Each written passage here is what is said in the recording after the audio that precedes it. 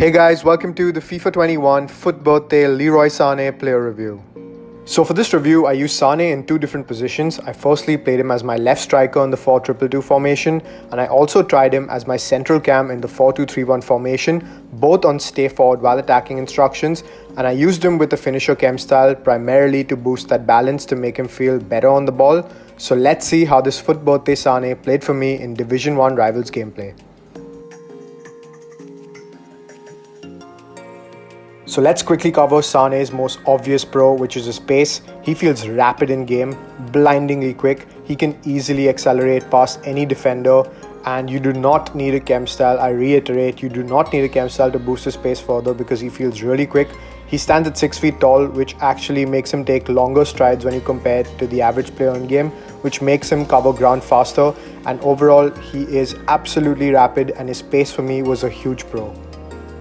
So let's talk about Sane's shooting, and he's been given a massive attribute boost. He's been given +5s and +6s when you compare it to his base card, but that's not the only boost. This guy has been boosted to a 5-star weak foot, which makes him a predator from inside and around the box, and it completely changes the roles that you can play with this card. You can actually play this Sane card centrally when you compare to his base item, which is better down the wing, and using this card centrally as a striker or a cam was game changing because he was absolutely unbelievable at the cam position, and that 5-star weak foot in terms of his shooting as well as his passing was a game changer. Now his shooting overall was amazing on either foot since he has the 5-star weak foot, and the most effective type of shot that you could take with him is pass strikes across goal and straight down the line. They're both equally effective on either foot, which makes this card so OP. I didn't have much luck with the finesse shot, and that really surprised me because he has a fantastic curve statistic, but don't give up on that shot yet. I honestly didn't have too many chances to take the finesse shot because I've been constantly pressed down since I play in Division 1, but I'm sure he has a pretty decent finesse shot, but the ones I took, the keeper saved easily. So overall, power strikes across and straight down the line is the way to go, and if you get space to shoot with them, just crack it on either foot and they'll easily fly in the back of the net.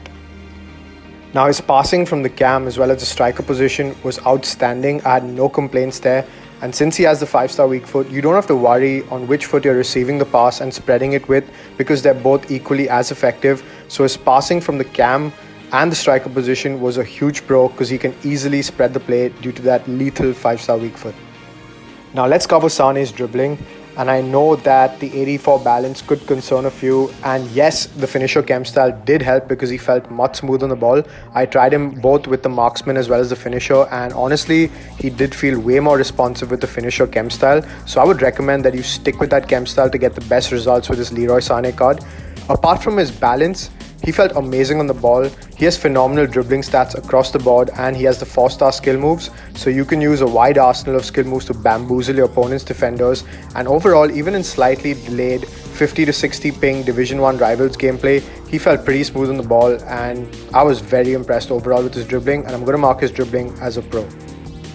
If there was a slight con, it would be his balance, and that too, it was in super delayed gameplay. In smooth gameplay, he turns really well, but in delayed gameplay, his turning was a bit slow, and this is partially due to his body type as he stands at 6 feet tall and he has a wide frame in game for an attacker. But apart from that, his dribbling was amazing, but that was my only slight gripe with his dribbling, if at all. This Leroy Sane card, physicality wise, was also very impressive. He has 86 stamina, and due to those work rates, he will last you 90 minutes no problem because he'll maintain his position on the stay forward while attacking instructions. He has 70 jumping with 85 heading accuracy.